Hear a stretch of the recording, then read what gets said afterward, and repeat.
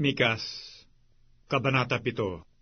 Sa aba ko, sapagkat ako'y gaya ng kanilang pisanin, ang mga bunga sa tag-init, gaya ng mga pamumulot ng ubas sa ubasan.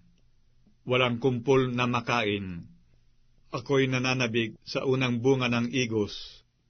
Ang mabuting tao ay namatay sa lupa, at wala nang matuwid sa mga tao. Silang lahat ay nagsisibakay upang magbubo ng dugo. Hinuli ng bawat isa ang kanyang kapatid sa pamamagitan ng silo. Ang kanilang mga kamay ay nangasa kasamaan upang sikaping isagawa. Ang prinsipe ay humihingi, at ang hukom ay maaagap sa suhol, at ang dakilang tao ay nangagsasalita ng masamang hangad ng kanyang kaluluwa. Ganito nila nilalala. Ang pinakamahusay sa kanila ay parang dawag. Ang pinakamatuwid ay masama kaysa isang bakod na tinikan. Ang araw na inihula sa iyo ng mga bantay, sa makatuwid bagay, ang araw ng pagdalaw sa iyo ay dumating. Ngayon nangatitigilan sila. Huwag kayong magsitiwala sa kalapitbahay. Huwag kayong magsitiwala sa kaibigan. Ingatan mo ang mga pinto ng iyong bibig sa kanya na humihiga sa iyong sinapupunan, sapagkat sinisira ang puri ng anak na lalaki ang ama. Ang anak na babae ay tumitindig laban sa kanyang ina. Ang manugang na babae ay laban sa kanyang biyanang babae. Ang mga kaaway ng tao ay ang kanyang sariling kasambahay. Ngunit sa ganang akin, ako'y titingin sa Panginoon. Ako'y maghihintay sa Diyos ng aking kaligtasan. Didinggin ako ng aking Diyos. Huwag kang magalak laban sa akin, o aking kaaway. Pagka ako'y nabuwal, ako'y babangon. Pagka ako'y naupo sa kadiliman, ang Panginooy magiging ilaw sa akin.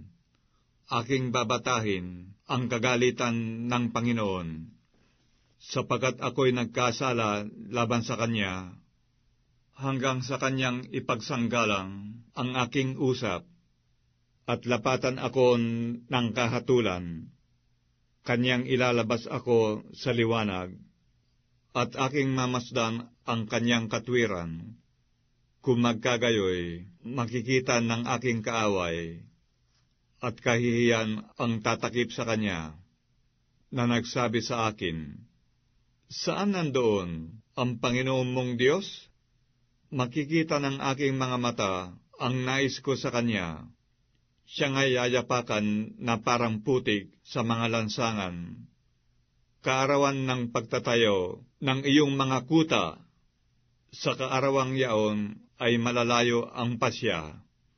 Sa kaarawang yaon ay magsisiparoon sila sa iyo mula sa Assyria at sa mga bayan ng Ehipto, at mula sa Ehipto hanggang sa ilog, at mula sa dagat, at sa bundok at bundok.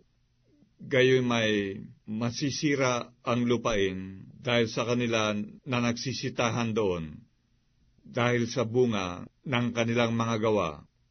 Pakanin mo ang iyong bayan sa pamamagitan ng iyong tungkod, ang kawan na iyong mana, na tumatahang mag-isa sa gubat sa gitna ng Karmelo.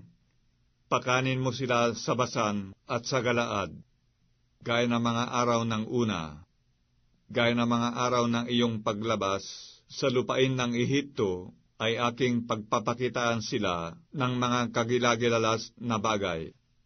Makikita ng mga bansa at mga papahiya sa buo nilang kapangyarihan. Kanilang ilalagay ang kanilang kamay sa kanilang bibig. Ang kanilang mga pakinig ay mabibingi. Sila'y magsisihimod sa alabok na parang ahas. Parang nagsisiusad na hayop sa lupa, sila'y magsisilabas na nagsisipanginig mula sa kanilang mga kulungan. sila'y magsisilapit na may takot sa Panginoon nating Diyos, at mga tatakot dahil sa iyo. Sino ang Diyos na gaya mo, na nagpapatawad ng kasamaan, at pinalalagpas ang pagsalangsang ng nalabi sa kanyang mana? Hindi niya pinipigil ang kanyang galit ng magpakailanman, sapagkat siya'y nalulugod sa kagandahang loob. Siya'y muling magtataglay ng habag sa atin, kanyang yayapakan ang ating kasamaan, at kanyang ihahagis ang lahat nilang kasamaan sa mga kalaliman ng dagat. Iyong isasagawa ang katotohanan kay Jacob, at ang kagandahan loob kay Abraham, na iyong isinumpa sa aming mga magulang mula sa mga araw ng una.